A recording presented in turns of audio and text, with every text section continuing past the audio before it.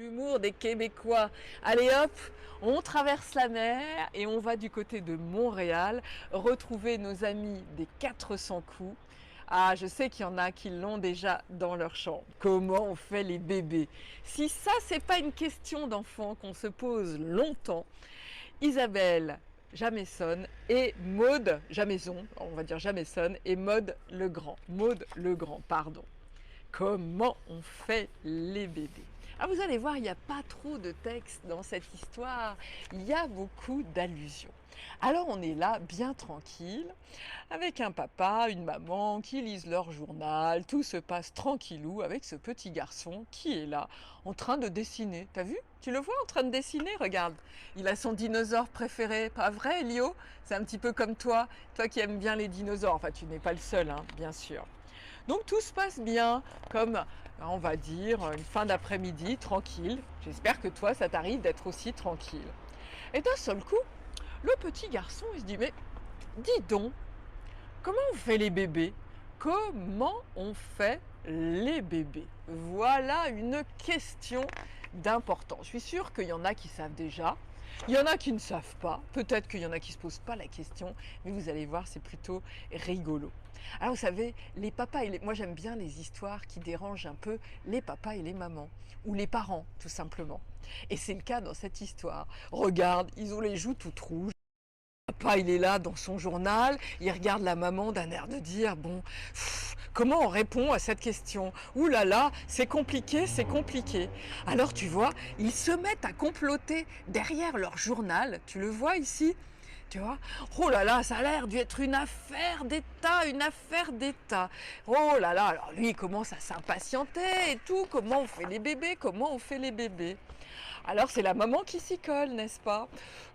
Écoute, au début, il faut une abeille, et puis l'abeille se pose sur la fleur, alors elle lui montre une fleur, ouh là là, ça a l'air compliqué, et puis elle termine pas sa phrase.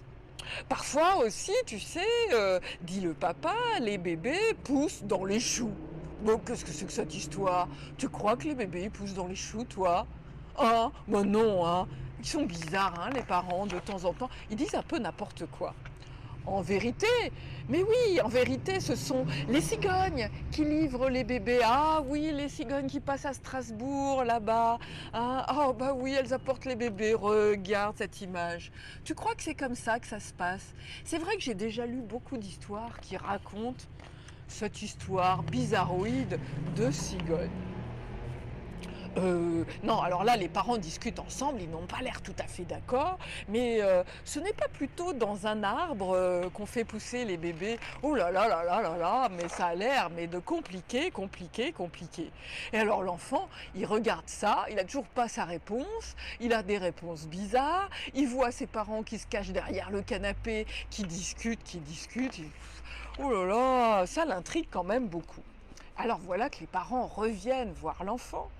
En fait, mon chéri, alors je t'explique. Alors en fait, il faut une femme et puis un homme, dit le papa. Et ils doivent... oui, enfin bon, en fait, ça n'est pas obligatoire. Oui, ça n'est pas obligatoire. Aujourd'hui, il y a les progrès de la médecine, hein, c'est vrai. Alors, oh, j'ai raté une page. Bon, alors arrive là, d'un seul coup, tu la vois ici, la grande sœur qui est en train de manger, tu vois ce qu'elle est en train de manger? Elle est en train de grignoter une pomme. Et lui, tu vois, il est complètement désespéré dans son fauteuil en se disant, mais les parents, mais franchement, je vais jamais y arriver. Alors les parents, ils se grattent la tête. Tu sais comment on est quand les parents, nous les parents, quand on ne sait pas trop répondre. Oui, alors oui, c'est vrai que c'est pas obligatoire parce que deux femmes peuvent aussi avoir un bébé ou alors deux hommes ou même une femme tout seul et puis un homme tout seul. Tu as déjà entendu parler de la procréation médicalement assistée, de l'adoption, de ce genre de choses. Alors lui, il est complètement désespéré. Alors évidemment, il va voir grande sœur, tu vois, qui est installée et qui est allée à son bureau voir son dessin. Dis, comment on fait les bébés? Lui demande son petit frère. Alors là, la grande sœur, elle dit, écoute, c'est facile, hein, tu sais. Regarde, on commence par faire un ovale, et puis on fait 2 petits points pour les yeux, quelques lignes un peu pour les cheveux, et là regarde comme il est content.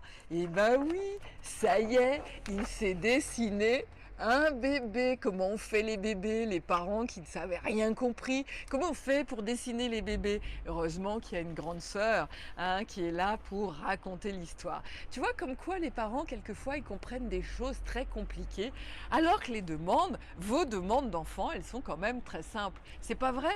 Est-ce que vous savez dessiner des bébés?